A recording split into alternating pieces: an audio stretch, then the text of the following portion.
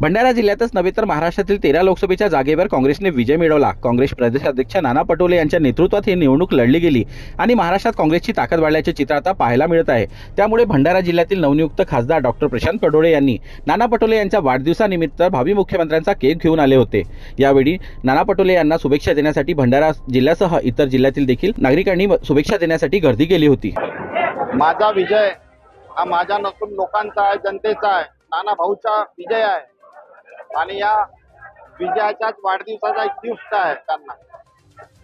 ज्याप्रमाणे महाराष्ट्रामध्ये नाना भाऊच्या नेतृत्वामध्ये हे आपण लढाई जिंकलेली आहे, या तानाशाहीच्या सरकारच्या विरोधात आपल्याला यश जे प्राप्त झालेले आहे, येणाऱ्या 4 महिन्याच्या नंतर सुद्धा या विधानसभेच्या निवडणुका संपन्न पावणार आहेत आणि त्यामध्ये पूर्णतः विजय आपला नाना भाऊंचाच होईल आणि येणाऱ्या काळामध्ये ते महाराष्ट्र प्रदेशाचे भावी मुख्यमंत्रीच होतील हे आपल्याला ग्वाही देतो। कार्यकर्त्यांमध्ये उत्साह राहणं हे स्वाभाविक आहे।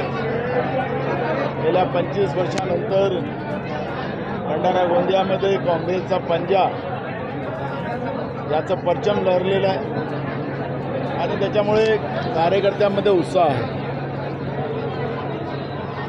चौथ्या नंबरचा पक्ष आज महाराष्ट्रामध्ये 1 नंबरचा पक्ष झालेला आहे। त्यामुळे संपूर्ण महाराष्ट्रात भंडारा गोंदियासहित वातावरण झालं की पुढचा राज्याचा मुख्यमंत्री काँग्रेसचा व्हावा, ही भावना स्वाभाविक आहे की काँग्रेसच्या कार्यकर्त्यांमध्ये निर्माण होणं हे स्वाभाविक आहे। आम्ही सगळेजण प्रयत्न करतोय महाराष्ट्रामध्ये बहुमतानं काँग्रेसला कसं सत्तेमध्ये आणता येईल।